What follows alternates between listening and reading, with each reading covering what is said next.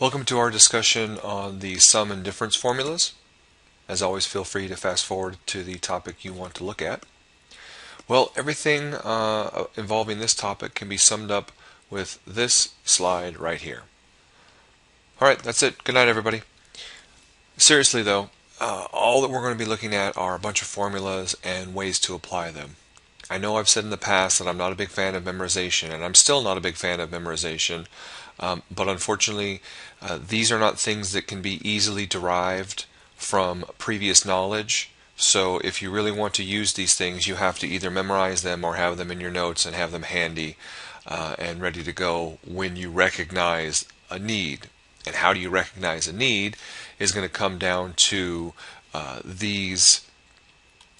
You can see how all of these have particular similarities, right? You're doing cosine of the difference of two numbers, sine of the difference of two numbers, and tangent of the difference of two numbers, and then same thing for sums. So whenever you're trying to find cosine, sine, or tangent of the sum of two things or the difference of two things, you can use these formulas to help you out. For instance, if you wanted to figure out cosine of, theta minus pi over 3, and they tell you something about theta, well, you know what cosine of pi over 3 is, right? That's one of our special angles.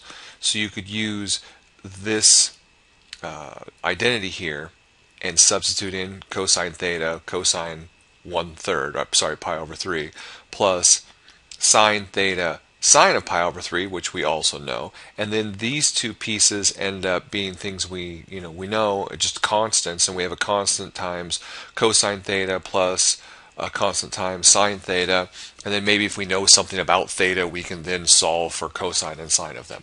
That's my point, is that you're going to recognize when to use these things by what you see. When you see pi over 2 minus something on the inside, then you use these cofunction identities. But when you just see plus and minus of any two things, you can use the sum and difference formulas.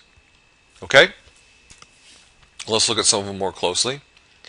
The sum and difference formulas, again, if you want to try and memorize them, then you can see the similarities.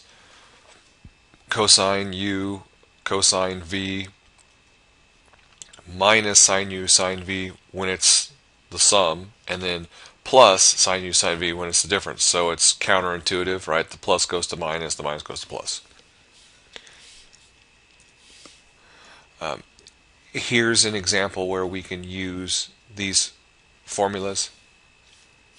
We don't know what, if we put this all together, right? If we tried to make this a common denominator, it would be 4 pi over 12 minus 3 pi over 12, right? Pi over 12, as it started here. But we don't know cosine of pi over 12. It's not one of our special angles. So if you have the mental fortitude to be able to look at pi over 12 and know that it is the difference between pi over 3 and pi over 4, and not many of us would be able to see that, myself included, so don't feel bad if you don't think you could. The bottom line is if you're taking sines, cosines, and tangents of some fraction of pi, and it looks, somewhat similar to things that we know, then start looking for sums and differences of the things we know. And we don't have a lot to choose from, right? I mean, we just have pi over 3, pi over 6, pi over 4, and then multiples of those, right? 2 pi over 3, 5 pi over 6, 3 pi over 4, etc., etc. Okay? So when you see anything that's kind of made up of threes, 4s, and 6s, and even really for that matter, we have pi over 2 as well. So 2, 3, 4s, and 6s, then you can start breaking them up and using the the sum and difference formulas. Okay, the cofunction identities, again, we're going to recognize those whenever we see a pi over 2, right, minus v, pi over 2 minus something. An example, pi over 2 minus x, pretty straightforward. Sum and difference formulas for sine, just like cosine. as far as we have similar patterns for plus and minus. With cosine, you'll remember, or maybe not, they were cos, cos, sine, sine, right? Cos, cos minus sine, sine, cos, cos plus sine, sine. Down here, sine, cos minus cos, sine, sine, cos plus cos, sine, and at least with sine, the plus and minus are in the same direction as they are in the formulas, which is a good thing and a bad thing, because now you got cosine where the plus and minus are in the opposite order, and sine where they're not. So we're really just doing everything possible we can to make it absolutely impossible for you guys to memorize these things. Right? They're as difficult as possible. It just seems like everything is different.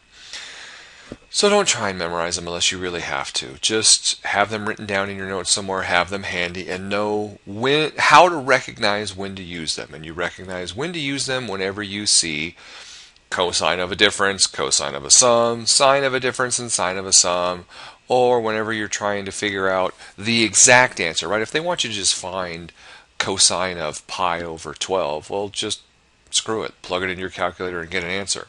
But if they want you to come up with the exact answer, right, the precise answer, not some decimal you get out of the calculator, then that kind of clues you in that, oh, I need to know, my square root of 3's over 2's and my 1/2's and something along those lines, because those are exact answers. So when I'm doing cosine of pi over 12, there's got to be a way that I can rewrite that in terms of pi over 2, pi over 3, pi over 4, and pi over 6, because I have precise answers, right? Precise numbers for cosine of those values. Those are the little clues that will help you to know when to use the sum and difference formulas. Here's another example. It's a lot easier when you're dealing with degrees, because you look at sine of 63 degrees and you go, well, heck, that's just 60 plus 3 if you were trying to break it up, and then you know what sine of 60 is, and you only have to do sine of 3. But in this case, they gave you the difference or sum formula here, and then you simplify it, right? You're hopefully recognizing that when I see sine times cosine and then cosine times sine, that is the other half of the sine sum formula, which is just 63 plus 27, which is just 90, and sine of 90 is 1. Another example where we have cosine of u equals 12 thirds, and I believe this is supposed to be u is between pi and 3 pi over 2, and then v is between 3 pi over 2 and 2 pi, right? It's a bit of a typo. You should have kind of a u stuck in there. Pi is less than u, less than 3 pi over 2. Okay, we know cosine of u equals negative the square root of 1 minus sine squared. Where the heck did this come from? Well, this came from sine squared plus cosine squared equals 1. Solve for cosine squared. 1 minus sine squared. So cosine is going to be plus and minus 1 minus sine squared, square rooted, right? Take the square root of both sides. Why did they choose the minus half? Well, because they told us when we're taking cosine of u, if it's between pi and 3/2 pi, I'll draw my little circle over here. If my angle is between pi and 3/2 pi, that means it's in this quadrant here, quadrant 3. And because we're in quadrant 3, as it says here in blue, cosine is negative, which is why they're taking negative of that stuff. Okay, well, this is just a strict identity from here. And then sine squared, right, is just sine of u squared. So 3/5 squared is 9/25. 1 minus that is 16/25. Take the square root of that, and you get negative 4/5.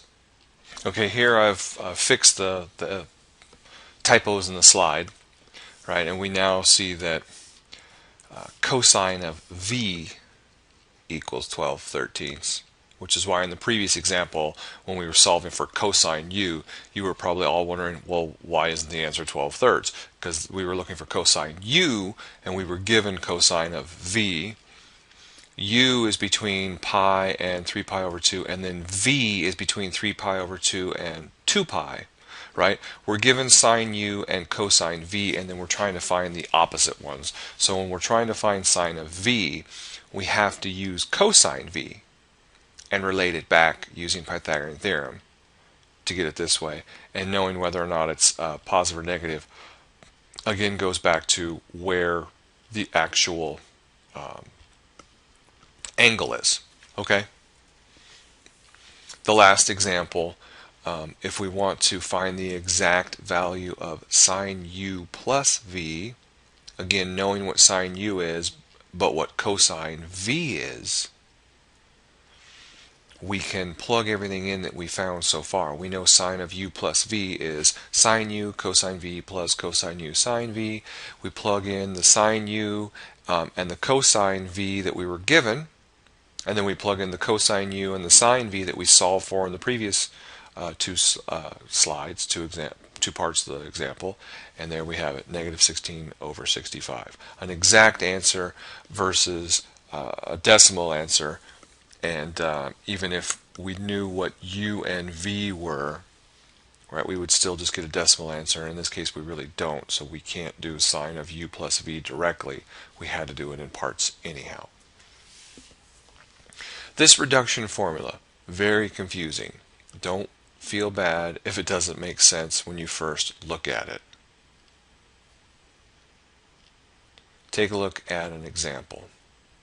So we want to find this angle theta in radians and some real number a, right? So these are just unknowns. Theta is just going to be a number, a is just going to be a number, such that sine of x minus the square root of 3 cosine x equals a times sine of x plus theta. Well, we know from the reduction formula, as we saw up here, right, a sine x plus b cosine x. We'll write that here. A sine x plus b cosine x just equals the square root of a squared plus b squared times sine of x plus theta. Okay, so in this case, when we're looking for a, that's just going to be the square root of a squared plus b squared. Do you see how that's the a in this whole thing? Because they're setting this stuff equal to that stuff. So over here, if this is sine of x, what does a have to equal? Well, hopefully you can see according to that, it's 1. And then if this is minus root 3 cosine, then you can see that b is the minus square root of 3. Put that into this formula.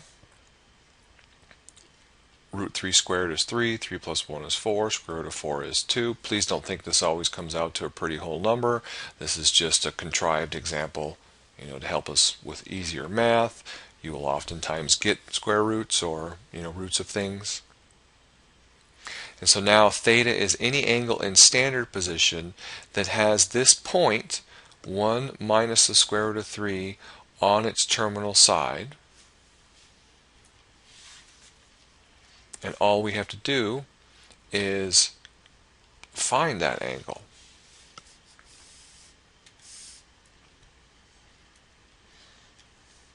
Here's our angle. Don't know what it is, but we know this point, right, has 1 negative square root of 3, and you go, well, that doesn't make sense, so instead it's got to be an angle down here, 1 negative square root of 3. That's my theta. And since 1 negative square root of 3 is the x and the y distances, right? I know that tangent of theta is opposite over adjacent.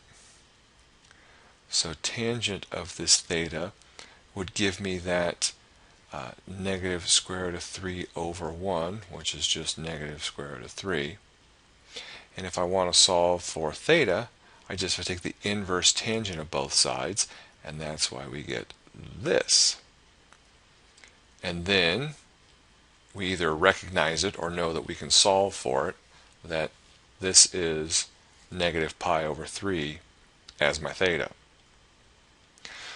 Plugging that back into the the general equation that we had of the a sine x plus b cosine x equals the square root of a squared plus b squared, right? Sine of x plus theta.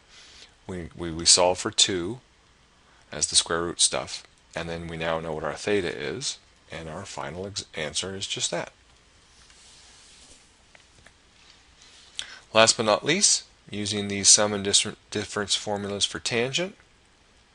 Same thing, right? A difference and a sum, getting some ugly stuff on the other side.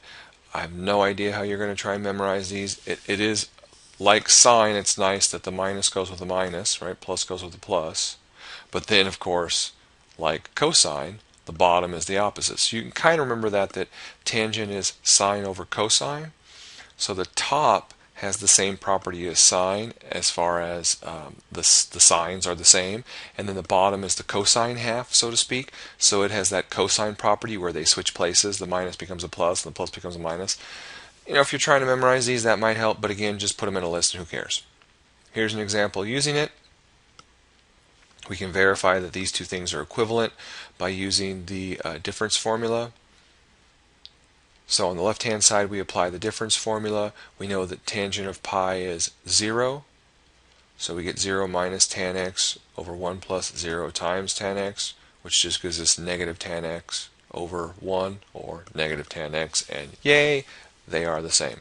Okay, so in summary, there's our formulas. Memorize them if you can. If you can't, if you're like me and you've got a horrible memory, then you just have to have them handy and know when to recognize when to know how to use them. And that's it.